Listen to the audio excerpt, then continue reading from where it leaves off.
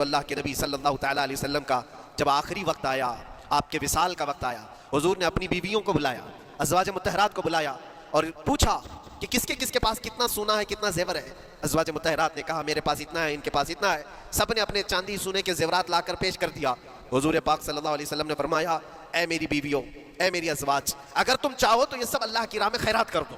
اللہ کی راہ میں اس کو وقف کر دو، خیرات کر دو۔ بیویوں نے پوچھا یا رسول اللہ صلی اللہ علیہ وسلم، کیا آج سے سونا چاندی پہننا حرام ہو گیا ہے؟ کیا ہمارے لیے ناجائز ہو گیا ہے؟ نبی پاک صلی اللہ علیہ وسلم نے فرمایا نہیں، زینت تو تمہارے ہی لیے ہے،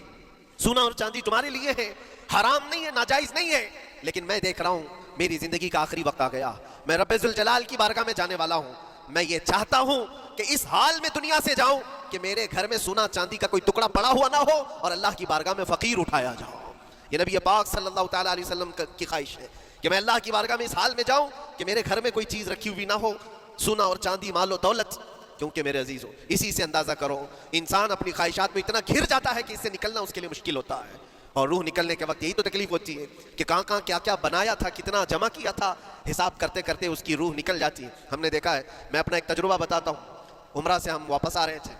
40 لوگوں کا قافلہ تھا، ایئرپورٹ پر پہنچے، بہت تاخیر ہو چکی تھی اور فلائٹ کا وقت بہت کم رہ گیا تھا، اور حاجی لوگ ماشاءاللہ جاتے ہیں تو خوب بھر بھر کر کے سامان بھی لیتے، کیا کیا سامان تھے سب کے پاس، اور ہمارا بار بار جانا آنا ہوتا ہے، میں کبھی کوئی زیادہ چیزیں رکھتا نہیں۔ ہم تو آگے نکلے، گروپ پورا تھا اور سارے لوگ سامان لے کر کھڑے تھے، وقت گزرتا گیا، فلائٹ جہاں چیک ان ہو رہا تھا سامان، انہوں نے کہا کہ 25 کلو سے زیادہ کا الاؤڈ نہیں ہے، اور یہاں 40 کلو لے کر بیٹھے ہوئے تھے،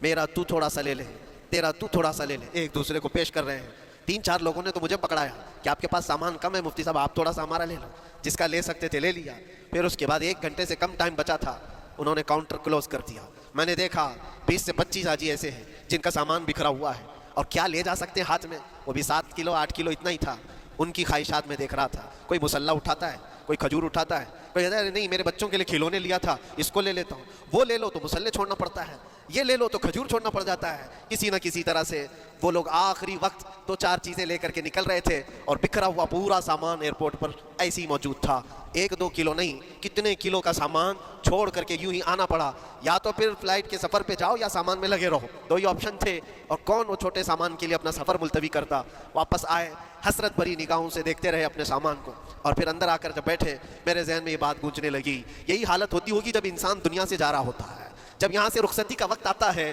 اور ملک الموت سر پر آ کر کھڑا ہو جاتا ہے، روح نکلنے کے لیے بھی تھوڑا سا وقت باقی ہے، بس منٹوں میں بھی نہیں رہ گیا، جب اس کو نظر آتا ہے اب یہ سوچتا ہے اتنی نمازیں باقی رہ گئیں، اتنی زکوٰۃ بھی رہ گئی، حج بھی تھا، اور بھی کچھ چیزیں کسی کے دینے کے باقی تھے، قرضے بھی تھے، کس چیز کی نصیحت کروں، کس چیز کی وصیت کروں؟ فلاں جگہ ایک گھر خرید کر کے اس کے ڈاکیومنٹ تو وہاں رکھا تھا، بیٹے کو بھی نہیں بتایا، بیٹی کو بھی نہیں بتایا، پتہ نہیں کس کے ہاتھ لگ جائے گا، یہ خواہشات گھومتی رہتی ہیں، وہ کسی کو بتا بھی نہیں پاتا، ادھر ملک الموت روح نکال کر نکل پڑتے ہیں۔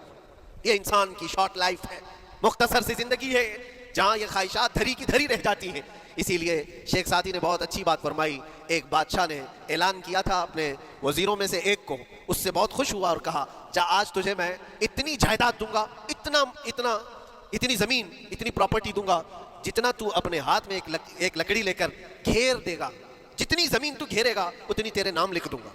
لیکن اس کے لیے ایک شرط ہے، صبح یہ لکڑی لے کر تو راؤنڈ مارنا اور اتنا گول سرکل بنانا سورج ڈوبنے سے پہلے پہلے تک، جتنی زمین گھیر لے گا وہ پوری تیرے نام پر۔